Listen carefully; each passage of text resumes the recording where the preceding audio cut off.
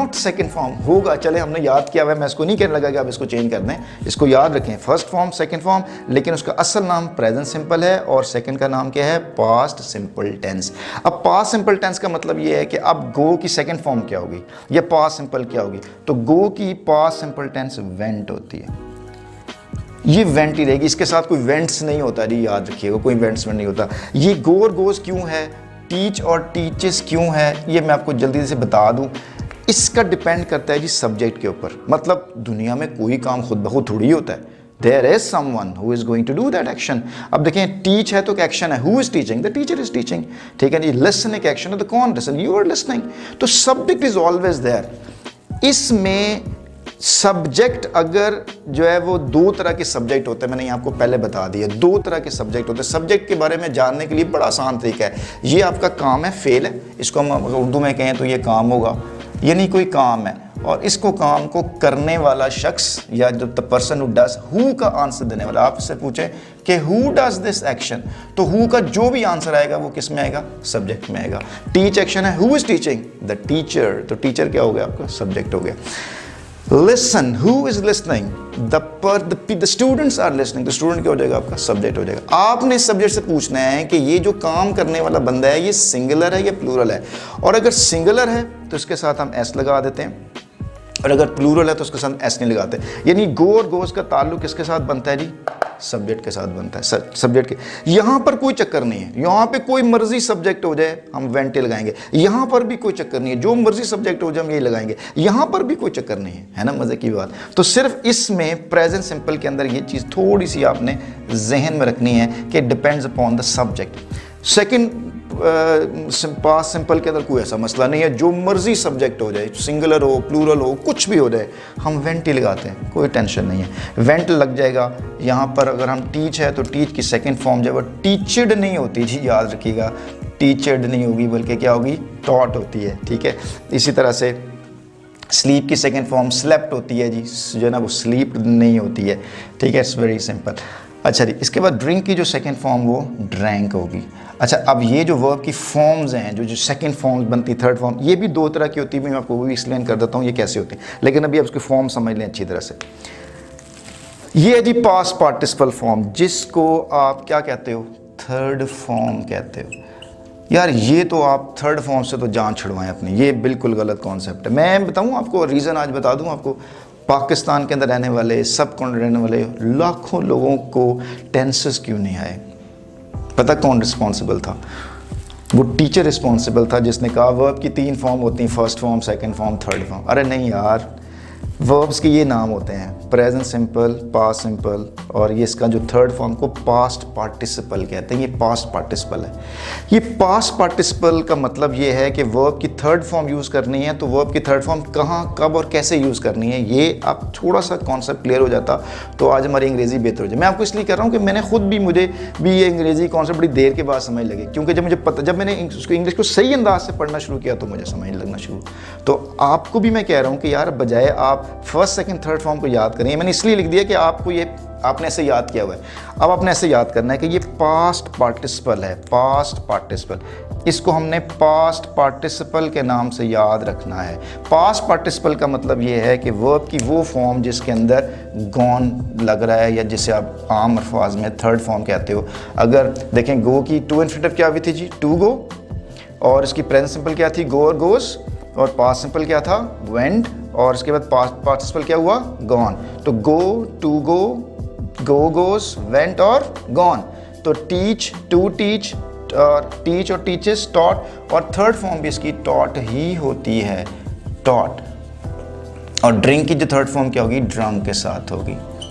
ये है जी past participle form. और पास्ट पार्टिसिपल फॉर्म के बाद अगली जो 6 फॉर्म्स है वो हमारी कौन सी है, वो है प्रेजेंट पार्टिसिपल, जिसको हम फोर्थ फॉर्म कहते हैं उर्फ़े आम में, और फोर्थ फॉर्म को हम आईएनजी फॉर्म के नाम से भी याद करते हैं। ये आईएनजी फॉर्म प्रेजेंट पार्टिसिपल से याद रखना है आपने, ये प्रेजेंट पार्टिसिपल है, ये प्रेजेंट पार्टिसिपल है। प्रेजेंट पार्टिसिपल में हम वर्ब की हर फॉर्म के साथ सिर्फ आईएनजी लगा देते हैं। कम जितने भी वर्ब आप देखें, जो भी आपको वर्ब नजर आ जाए उसके साथ आईएनजी लगा देंगे तो प्रेजेंट पार्टिसिपल बन जाएगा। और प्रेजेंट पार्टिसिपल कैसे यूज होगा ये एक अलग टॉपिक है, वो भी आपको मैं समझा दूंगा, बड़ी आसानी सब चीज़ों को समझ लग जाएगी। बस ये समझ लें कि ये प्रेजेंट पार्टिसिपल है। प्रेजेंट पार्टिसिपल कौन सी वर्ब की फॉर्म है? हर वो वर्ब जिसके साथ क्या लगा हुआ है? आईएनजी। क्या लगा हुआ है? आईएनजी। तो अगर गो के साथ मैं आईएनजी लगा दूं तो क्या बन जाएगा? गोइंग लग जाएगा। और अगर टीच के साथ मैं आईएनजी लगा दूं तो क्या बन जाएगा? टीचिंग बन जाएगा। और अगर मैं ड्रिंक के साथ लगा दूं तो क्या बन जाएगा जी? ड्रिंकिंग बन जाएगा। ये है प्रेजेंट पार्टिसिपल फॉर्म्स। ये वर्ब की 6 फॉर्म्स हैं। अगर आपको ये वर्ब की फॉर्म्स अच्छी तरह से आती हैं तो believe you me, you can learn English very easily, you can understand English very easily, you can speak it very easily, very fluently. There will be no problem at all, that I can bet you for this. अब एक छोटी सी चीज़ और समझ लें। आपने देखा ये to go और गो आ रहा है, टीच और टॉट आ रहा है, ड्रिंक ड्रैंक ड्रंक आ रहा है, प्ले प्लेड प्लेड और होता है। ये कैसे पता चलेगा? इसका छोटा सा मैकेनिज्म आप याद कर लें। वर्ब की जो वर्ब की फॉर्म्स के लिहाज से 2 तरह के वर्ब्स होते हैं। एक वर्ब होता है जिसको हम रेगुलर वर्ब कहते हैं और दूसरा क्या होता है जी? इर्रेगुलर वर्ब्स कहते हैं। रेगुलर वर्ब्स और क्या होंगे? Irregular verb. फिर बोला जी कौन से वर्ब होते हैं? पहला कौन सा हुआ? रेगुलर। दूसरा कौन सा हुआ? इर्रेगुलर। रेगुलर वर्ब्स वो हैं कि जिनकी मुझे सेकेंड और थर्ड फॉर्म डी और ईडी से बनती है। फॉर एग्जाम्पल मैंने यहाँ पे वर्ड लिखा से, तो से की मुझे प्रेजेंट टेंस क्या होगा जी? से का प्रेजेंट टेंस यहाँ देखें, से और सेज। सेकेंड फॉर्म क्या होगी इसकी? सेकेंड फॉर्म इसकी होती है से की सेड, आईडी लगा दिया। और इसकी थर्ड फॉर्म क्या होती है? थर्ड फॉर्म भी सेड ही होती। ठीक है, चलें जी हम टॉक का लेते हैं। टॉक बात करना, ये भी क्या है? हमारा एक वर्ब है। अगर टॉक है तो इसकी प्रेजेंट सिंपल क्या होगी? टॉक और टॉक्स होगी। और पास्ट क्या होगा जिसका? टॉक का टॉन्केंट या टॉट या टॉक का क्या होगा? टॉक की जो सेकंड फॉर्म होती है वो टॉक्ड होती है, ईडी लग गया। और थर्ड फॉर्म भी इसकी क्या होती है? टॉक। आपने देखा कि ये वो वाले वर्ब थे कि जिनकी सेकंड फॉर्म के लिए भी ईडी लगा और थर्ड फॉर्म के लिए डी लगा, इसमें डी लग गया, इसमें भी डी लग गया। तो वो सारे वर्ब्स जिनकी सेकंड और थर्ड फॉर्म बनाने के लिए डी और ईडी चाहिए होता है या आईडी लग जाए, तो वो कौन से वर्ब होंगे जी? रेगुलर वर्ब होंगे। तो ये रेगुलर वर्ब याद करना बड़ा आसान होता है। तो जब हम ये याद हो जाते हैं ना रेगुलर वर्ब्स, तो फिर हम उसको यूनिवर्सल कर देते हैं हर चीज़ के ऊपर। वीप है तो वीपर्ड लगाना शुरू कर देते हैं, टीच है तो टीचर्ड लगाना शुरू कर देते हैं। लेकिन ऐसा नहीं होता। हमें ये देखना है कि यार ये कहीं इर्रेगुलर वर्ब तो नहीं है। अगर ये इर्रेगुलर वर्ब है तो हमने देखना है कि ये जिसकी सेकेंड और थर्ड फॉर्म डी और ईडी से नहीं लगती, किसी और वजह से लगती है। फॉर एग्जाम्पल राइज है, राइज, तो राइज की प्रेजेंट टेंस क्या होगी? राइज और राइजेस। और इसका पास्ट टेंस क्या होगा? देखें इसकी पास्ट टेंस राइज्ड नहीं होगी, ना ही थर्ड फॉर्म राइज्ड होगी, बल्कि क्या होगा? राइज, रोज सेकंड फॉर्म और थर्ड फॉर्म RISEN। ज़रा कुछ मुझे बताया ना ज़रा, ये जो राइजन है सॉरी इसकी प्रोनाउंसिएशन क्या है? राइजन होगी? नहीं, इसकी प्रोनाउंसिएशन रिजन है, रिजन। राइज, रोज, रिजन। हमने एक और भी अपने इंग्लिश लैंग्वेज के साथ हमने जुल्म ये किया कि हमने इंग्लिश लैंग्वेज को स्पेलिंग तो याद कर लिए लेकिन उसकी प्रोनाउंसिएशन को हमने नहीं कॉपी किया। हमने उसको, जब तक हम टीचर को टीचर नहीं कहते हमें मज़ा नहीं आता। लेकिन अगर आपको अंग्रेज़ बोल रहा हो कि आई एम अ टीचर, तो आप कहेंगे सर आप क्या कह रहे हैं? Please sorry what are you talking about, please let me. समझ नहीं आएगा आपको।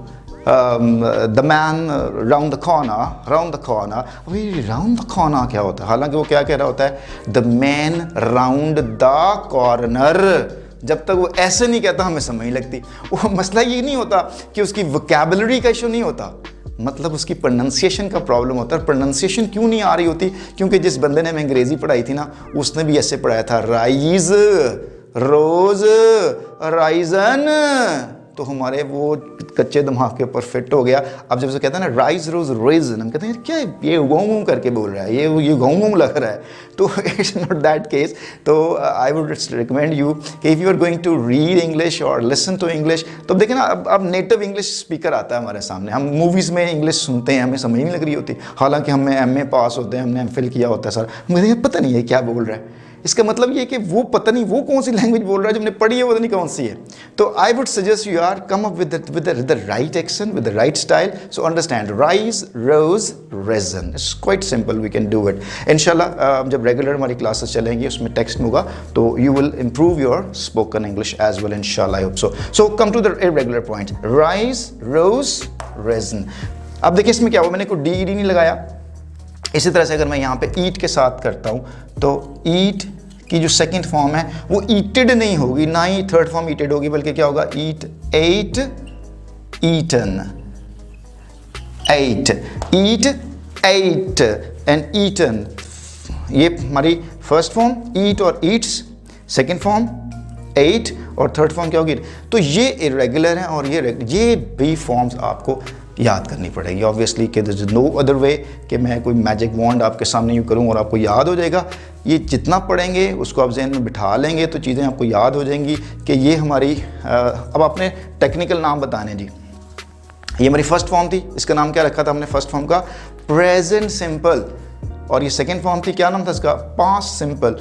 और ये जो थर्ड फॉर्म इसका क्या नाम रखा था जी हमने, इसका नाम था पास्ट पार्टिसिपल। और जो हमारी प्रेजेंट पार्टिसिपल क्या होगी, आईएनजी लगा देंगे, टॉकिंग, सेइंग, राइजिंग और ईटिंग, ये हमारा पास्ट पार्टिसिपल फॉर्म बन जाएगा। ठीक है जी, रेगुलर फॉर्म पता चल गई, इरेगुलर फॉर्म पता चल गई, वर्ब के में फॉर्म्स पता चल गई। अब हम आते हैं इसको सेंटेंस में बनाने के लिए और देखते हैं कि ये किस अंदाज से यूज़ होता है। जी हमारे पास जब भी कुछ सेंटेंस बनता है, मैंने आपको एक तरीका बताया था, सेंटेंस बनाने के लिए हमें क्या चाहिए होता है जी, सेंटेंस बनाने के लिए हमें दो चीज़ें लाजमी चाहिए होती हैं, दो चीज़ों के बगैर सेंटेंस नहीं बनता। फ्रेज बन सकती है, सेंटेंस नहीं बन सकता। फ्रेज में ग्रुप ऑफ वर्ड्स होते हैं जो कि मीनिंग देते हैं, लेकिन वो सेंटेंस के अंदर एक सब्जेक्ट चाहिए होता है, एक वर्ब चाहिए होता है। ये डिफरेंट आपकी भी बात बताऊंगा आपको जी। सबसे पहले हमें क्या चाहिए जी, हमें एक्शन चाहिए। देखें क्या एक्शन कोई सब्जेक्ट वगैरह होता है, नहीं होता। सब्जेक्ट और वर्ब, सब्जेक्ट दो तरह का होता है, या वो सिंगुलर होगा या प्लूरल होगा, वर्ब या सिंगुलर होगा या प्लूरल होगा। अब देखिए मैं आपको एक बात कहता हूँ, मैं कहता हूँ कि जी I am a teacher and you are my student. Teacher is one and students are many. तो आर स्टूडेंट जो आर टीचर कितने सब्जेक्ट हो गए, सिंगुलर, और मैनी स्टूडेंट्स कितने हो गए, प्लूरल सब्जेक्ट्स हो गए। तो अगर मैं यहाँ पे लफ्ज़ यूज़ करता हूँ, आर टीचर का लफ्ज़ इस्तेमाल करता हूँ, आर टीचर, तो आर टीचर मुझे बताएं आर्टिकल, बेटा जहाँ कहीं भी ये आर्टिकल ए लगा होगा या एन लगा होगा, एन के बाद वाउल वर्ड शुरू होता है, ए के बाद कॉन्सोनेंट होता है, ये आपको पता ही होगा। आर टीचर जहाँ कहीं यूज़ होगा समझेंगे सिंगुलर सब्जेक्ट है। और अगर सिंगुलर सब्जेक्ट है तो उसके बाद वाला जो एक्शन आप लगाएंगे वो वाला वर्ब सिंगुलर होना चाहिए। सिंगुलर, सिर्फ और सिर्फ प्रेजेंट सिंपल के अंदर की बात करूँ, बाकी सब के साथ और चलेगा। प्रेजेंट सिंपल के अंदर वर्ब की आपको फर्स्ट फॉर्म के साथ साथ वो वाला वर्ब चाहिए जिसके साथ एस या एस लगा हुआ है, एस लगाओ।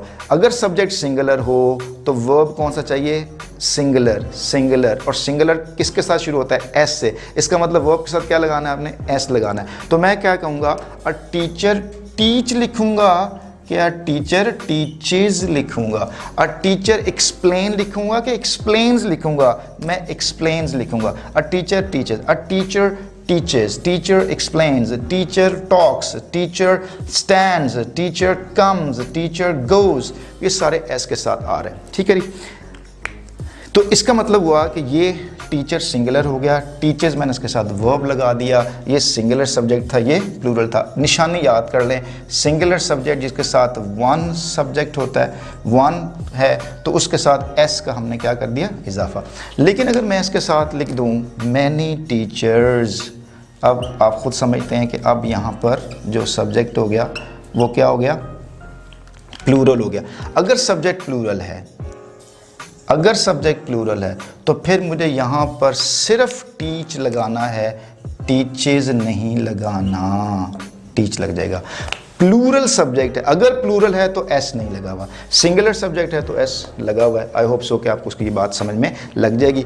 इसी चलते चलते हम ये अच्छी तरह से समझ लेते हैं कि सिंगुलर सब्जेक्ट्स पूरी इंग्लिश लैंग्वेज में कितने हैं जी, मैं आपको यूं याद करवा देता हूँ, यूं याद हो जाएगा। सिंगुलर सब्जेक्ट्स पूरी इंग्लिश लैंग्वेज के अंदर सिर्फ 5, सिर्फ 5 सब्जेक्ट। आप देखते ही पहचान जाओगे यार सिंगुलर सब्जेक्ट्स, देखते पहचान जाओगे सिंगुलर सब्जेक्ट्स है, सिर्फ 5 हैं। अभी याद कर लें, देखें कौन कौन से हैं। नंबर 1 ही, जब कभी भी ही लिखा हो तो आपको समझें कि मैं कौन सी बात कर रहा हूँ, singular. She singular, it singular, कोई सा भी नाम लिखा हुआ आ जाए। दुनिया के अंदर आबादी अगर 7 अरब की आबादी है, 8 अरब की आबादी है, तो 8 अरब नाम मौजूद हैं और वो सारे के सारे नाम क्या होंगे, सिंगुलर नाम होंगे। उसके अंदर मुन्नी शीला ये भी सिंगुलर है, और miss Lula Bates Washington Jones ये भी सिंगुलर है। अब मैं कहूँगा ना कि मुन्नी एक्सप्लेन्स और मुन्नी रीड्स, तो ऐसे ही लगेगा उसके सामने, और शीला डांसेस ही आएगा, डांस नहीं आएगा, ठीक है। और मैं कहूँ कि जी miss Lula Bates Washington Jones addresses writes, ऐसे ही लगेगा क्योंकि वो सिंगुलर है, ठीक है जी। और अगर कुछ सिंगुलर सब्जेक्ट्स आ जाए, जैसे टीचर आ जाता है जिसमें आर्टिकल ए आ जाता है, जिसमें ए एन के साथ कोई आर्टिकल यूज हो जाता है, वो भी सिंगुलर ही कंसिडर होता है, ठीक है जी। इसके बाद अगर आपके पास कोई आई लिखा हो या वी लिखा हो, यू या दे लिखा हो, I we you they, I we you they, जहाँ कहीं आ जाए सामने सब्जेक्ट क्या हो गया जी, प्लूरल हो गया। सब्जेक्ट प्लूरल हो गया है तो इसका मतलब ये है कि इस वर्ब के साथ अब मैंने एस नहीं लगाना, अब नहीं मैंने लगाना। अब मैं कहूँगा तो आई क्या होगा, टीच होगा, वी क्या होगा, टीच होगा, दे क्या होगा, टीच होगा, यू क्या होगा, टीच होगा, you listen, you teach, you explain, you come, you go, you eat उसके साथ। और अगर ज़्यादा हैं, मैनी है, तो तब भी हम उसके साथ एस नहीं लगाएंगे। ये आपको मतलब कॉन्सेप्ट क्लियर हो गया। सिंगुलर सब्जेक्ट, कोई भी वर्ब, कोई भी सेंटेंस जो है वो सब्जेक्ट वर्ब के बगैर नहीं बन